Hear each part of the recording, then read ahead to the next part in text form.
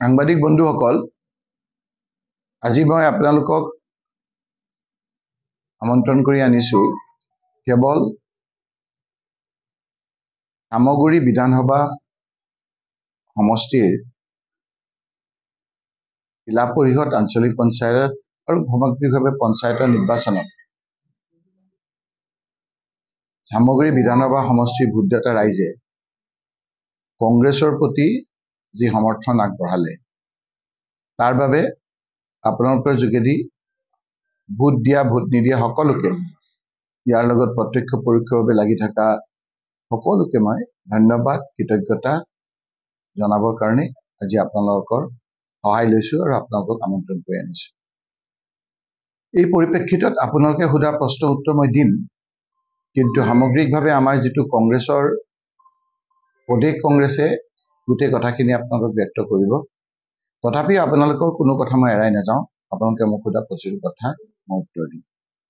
আজি মোৰ লগত আছে সামগুৰি বিধানসভা সমষ্টিৰ অন্তৰ্গত দুটা ব্লক কংগ্ৰেছৰ দুজনৰ সভাপতি আৰু সদ্য সমাপ্ত পঞ্চায়ত নিৰ্বাচনৰ 4টা জিলা পৰিষদৰ নিৰ্বাচিত প্ৰতিনিধি আজি আমাৰ লগত আছে।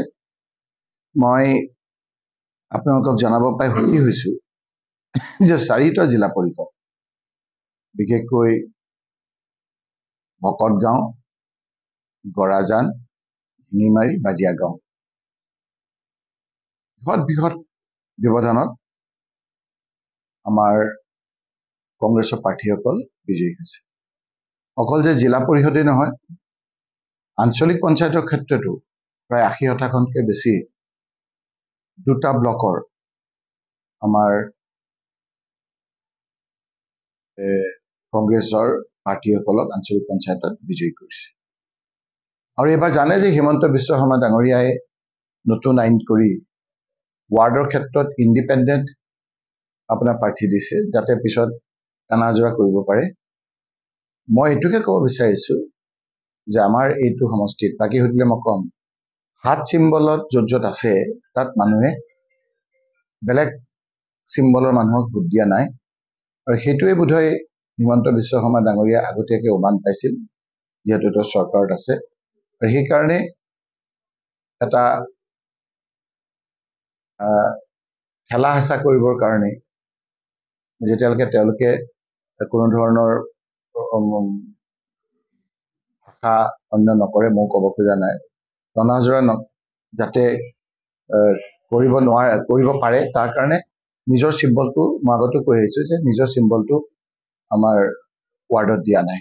যিয়ে নহওক, মই একান্ত সামগুৰি সমষ্টি বিধানসভা সমষ্টিৰ অন্তৰ্গত আজি ৰাইজক ধন্যবাদ আৰু কৃতজ্ঞতা জনাবৰ কাৰণে আপোনালোকক মাতি আনিছিল। বিভিন্ন ক্ষেত্ৰত দেখা গৈছে যে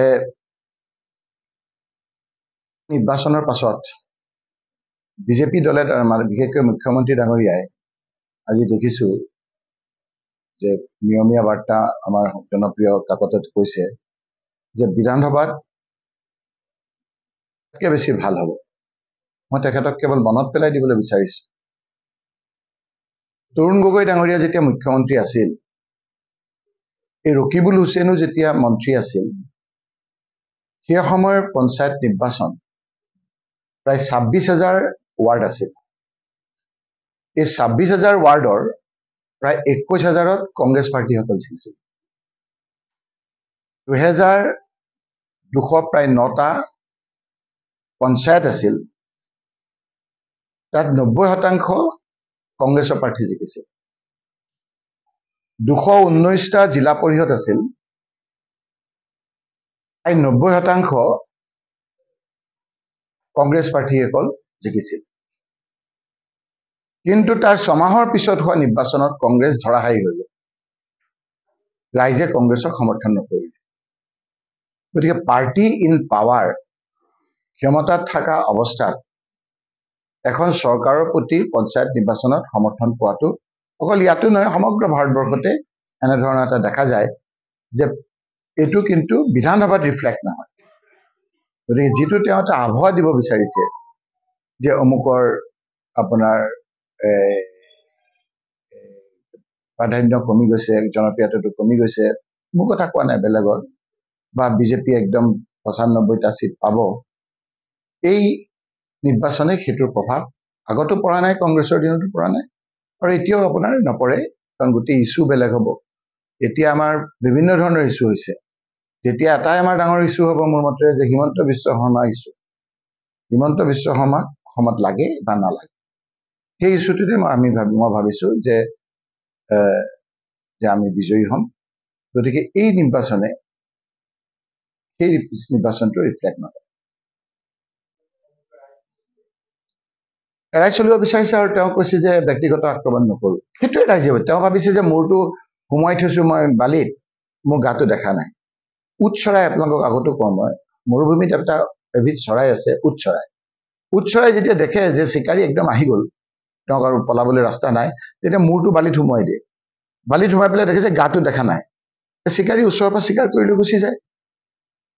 আমাৰ মুখ্যমন্ত্ৰী ডাঙৰীয়াও ভাবি আছে যে তেওঁৰ এই চলাহী কথাবিলাক বুজা নাই, বুজি আছে, এতিয়া ক্ষমতাত থকাৰ কাৰণে অকণমান মানুহে ক'ৰবাত পুলিচ মিলিটাৰী, আপোনালোকে চাওক নগাঁৱতে ৰাতি আপোনাৰ 4-5খন থানাৰ মানুহ নি এজন ব্লক প্ৰেচিডেণ্টৰ ঘৰ ঘেৰাও কৰি তাৰ পৰা উদ্ধাৰ কৰিছে, এজন যেন গবাইত চুৰ এজনক তেওঁ ধৰাই আনিছে। কিমানটা আজি জিকিলে বুলি কৈছে, কিমানটা তেওঁলোকে কেণ্ডিডেট দিব নিদিলে, সেইটো উত্তৰ নিদিয়ে কিয়? কেণ্ডিডেটক কিমান ভয় ভাবুকিৰে তেওঁলোকে নমিনেশ্যন দিব নিদিলে, সেই কথাটো নকয় কিয়? আমাৰ সামগ্ৰী সমষ্টিত কিমানক দিব নিদিলে আপোনাৰ, সেইখিনি আকৌ ফিটাই মাৰিছে, যি ৱাৰ্ড মেম্বাৰখিনি দিব নিদিলে। সেইটোতো ইলেকশ্যনৰ সদায়তো নহয়, সদায় যদি আপোনাৰ বলৱান মানুহে জিকিলেহেঁতেন, তেতিয়া দাৰা সিঙে প্ৰধানমন্ত্ৰী হ'লহেঁতেন, মনমোহন সিং ক'ত হ'ব পাৰিলে?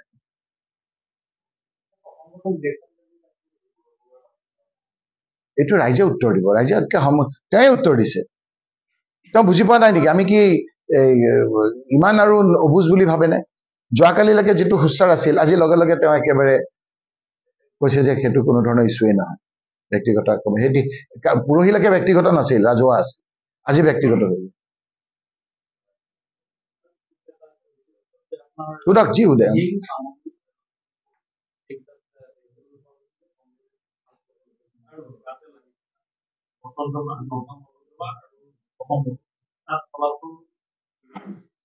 মই সেইটোকে ক'ব বিচাৰিছো, শূন্য নহয়, ব্ৰহ্মপুৰৰ কথাই মই নামটো ক'ব দে। ব্ৰহ্মপুৰততো আমাৰ নমিনেশ্যন দিবলৈ নিদিলে, আপোনালোকে দেখিছিলে দেখোন। ব্ৰহ্মপুৰৰ এজন ব্লক প্ৰেচিডেণ্টৰ ঘৰত 3খন থানা, মইতো এনেকুৱা দেখা নাই। ডাঙৰ ডাঙৰ চুৰ ডকাইতবিলাক নাইকিয়া হৈ গ'লহেঁতেন যদি ইমান পুলিচক সক্ৰিয় কৰি ৰাখিলেহেঁতেন। 3খন থানা, জুৰিডিকশ্যন নাথাকা থানাই ঘেৰাও কৰি, আমাৰ এজন কেণ্ডিডেটে ভয়তে গৈ তাত আছিলে বুলি তাত ঘেৰাও কৰি উদ্ৰ কৰাইছে। এতিয়া আপোনালোকৰ মই দেখিছো য'ত এই ৰিজাল্ট দিছে, তাত ব্ৰহ্মপুৰ অপ্ৰতিদ্বন্দ্বী বস্তুটো কি? নমিনেশ্যন দিব দিয়া নাই, ভীতি প্ৰদৰ্শন কৰিছে।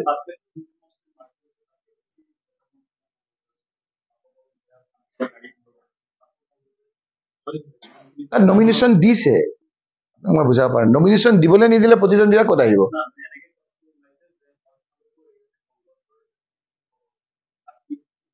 আপুনি সেই কথাটো সুধিলেতো মই কৈ দিব পাৰিম। আপুনি যদি কথাটো সেই ধৰণেৰে সোধে, মই সেই ধৰণে উত্তৰ দিব পাৰিম। ক'ত ছাকচেছ হৈছে? মুখ্যমন্ত্ৰী নিজেই কৈছিল যে অহাবাৰ আমি, আপুনি এইটো নুঠে নে নুঠে, নিজেই কৈছিল মই চামগুৰি লাহৰীঘাট ধিং জিকিম, কোৱা নাছিল? এই কেইদিনমান আগত কোৱা নাছিল জানো? কৈছিল নে নাই? নাই কোৱা, তেওঁতো কোনো নিমাত। সেইবিলাক কথা নহয়। আপোনাৰ গৌৰৱ গগৈ জিকাটো কি আছিলে? MP জিকাটোত কি আছিল? তেওঁ কেতিয়াবা স্বীকাৰ কৰিলে নেকি যে হয় সেইখিনি মানুহক মই মানসিক খাদ্য দিব পৰা নাই, সেইকাৰণে মানুহখিনি মোক ৰিজেক্ট কৰিছিল? কিন্তু একান্তভাৱে পঞ্চায়ত নিৰ্বাচনত এনেকুৱা ধৰণৰ ৰিজাল্টটো আমাৰ দিনতো হৈছিলে, কংগ্ৰেছৰ দিনতো হৈছিলে। কংগ্ৰেছৰ দিনতো আমি পঞ্চায়তত জিকিছিলো, 6 মাহৰ পিছত হোৱা বিধানসভা সমষ্টিত কংগ্ৰেছ ধৰাশায়ী হৈছিল। পাৰ্টি ইন পাৱাৰ, ক্ষমতাত থকা অৱস্থাত পঞ্চায়ত নিৰ্বাচনত তেনেকুৱা ৰিজাল্ট হোৱাটো কোনো অস্বাভাৱিক নহয়।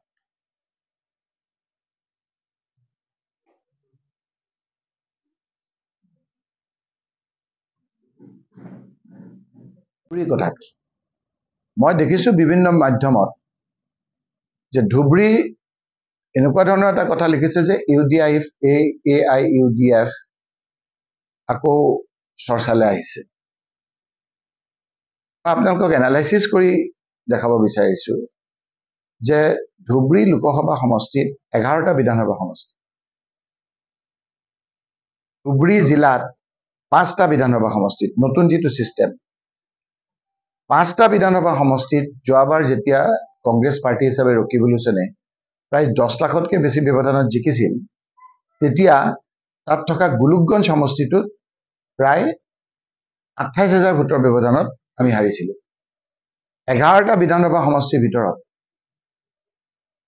গুলুকগঞ্জ সমষ্টিত যেতিয়া আমি 10 লাখ ভোটত হাৰিছিলো জিকিছিলো তেতিয়াও গুলুকগঞ্জ সমষ্টিত 28,000 হাৰিছিলো সেই গুলুকগঞ্জ সমষ্টিত বিজেপিয়ে 3টা পঞ্চায়ত জিলা পৰিষদ পাইছে আৰু আগৰ যেটো 28,000 ভোটত আমি হাৰিছিলো হেতু টুটি এতিয়া আমাৰ এটা জিলা পৰিষদত আমি প্ৰায় 6,000 ভোটত জিকিছো আৰু তেওঁলোকে জিলা পৰিষদত 2,000 জিকিছে তাতো আমাৰ যদি সামগ্ৰিক আপুনি গুটেটো যোগবিয়োগ কৰে এই গুলুকগঞ্জতো কংগ্ৰেছ পাৰ্টি বিজয়ী হৈছে দ্বিতীয় এটা সমষ্টিত বিজেপিয়ে তাত মুঠ ধুবুৰী জিলাখনত 5টা সিট পাইছে এই 5টাৰ ভিতৰত গুলুকগঞ্জ সমষ্টিত যত যোৱা লোকসভা সমষ্টিটো আপোনাৰ তেওঁলোকে 28,000 ভোটত পাইছিল এবাৰ হেতু গোটেই জিলা পৰিষদ কিনি ভোট যদি গণনা কৰা হয় তেতিয়া তাত পিছুৱাই আছে আৰু তাত 3টা সমষ্টিত তেওঁলোকে প্ৰথম পি জিকিছে আৰু এটা সমষ্টিৰ কথা হগনাই মাননীয় মুখ্যমন্ত্ৰী ডাঙৰীয়াই কয় বিলাসীপাৰা সমষ্টি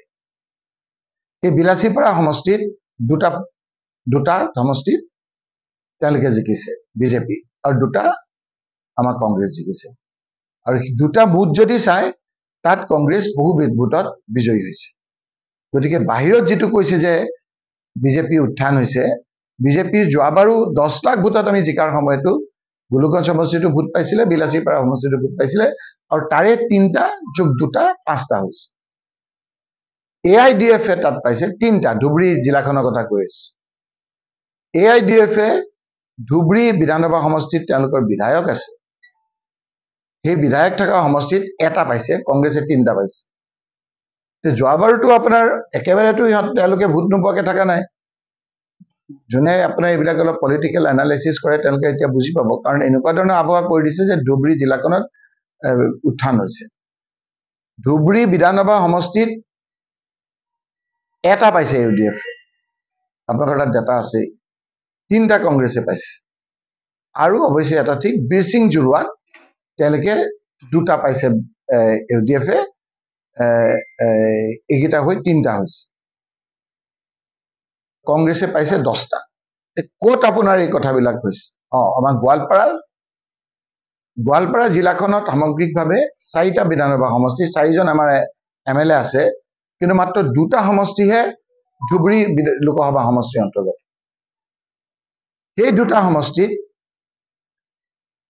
পূব সমষ্টিত 2টাত কংগ্ৰেছ জিকিছে এটাত AGP জিকিছে এটাত ইন্ডিপেন্ডেন্ট জিকিছে যে কোট আপোনাৰ UDF উত্থান হৈছে জলেশ্বৰ সমষ্টিত বিজেপি UDF অলপ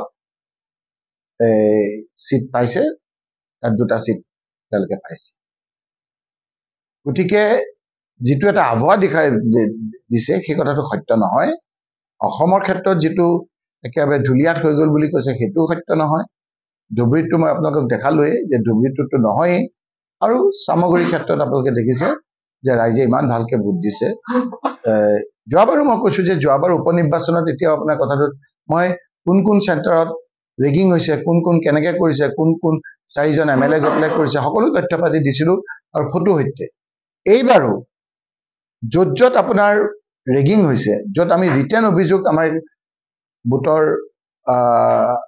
আমাৰ বুট চেণ্টাৰত হোৱা ৰেগিঙৰ কথা তথ্য সহকাৰে ফটো বাকচ কৰি কাঢ়ি নিয়া ফটো আমি SP ডাঙৰীয়াকো দিছো আমি ডিস্ট্ৰিক্ট কমিশনাৰকো দিছো আৰু আমাৰ তাৰ যিজন ইনচাৰ্জ অফিচাৰ আছে প্ৰিজাইডিং অফিচাৰ তাকো আমাৰ কেণ্ডিডেটে অভিযোগ দিছে তৎসত্ত্বেও ৰেগিঙৰ ইমান কৰাৰ পিছতো তেওঁলোকে বলে নোৱাৰিলে যিকিটা ৰেগিং কৰিছে সেইকিটাত আপোনালোকে চালে গম পাব যে ব্যৱধানটো বহুত বেছি ওয়াৰ্ড মেম্বাৰৰ ক্ষেত্ৰতে হওক অন্য ক্ষেত্ৰতে হওক তেওঁলোকে পাইছে গতিকে মই পঞ্চায়ত নিৰ্বাচনত যিটো সামগ্ৰিক এটা আবহাৱা দেখুৱাব বিচাৰিছে বিজেপিয়ে এইটো সত্য নহয় যোৱা কংগ্ৰেছ চৰকাৰ থকা অৱস্থাটো আমি মোৰ সমষ্টিত কৈছিলোঁ সামগ্ৰী সমষ্টিত 230টা ৱাৰ্ড আছিল আপোনালোকে তথ্য চাই ল'ব 230টাই আমি জিকিছোঁ আপোনালোকৰ দুই এজন সাংবাদিকো মোৰ সামগ্ৰী সমষ্টিত থাকে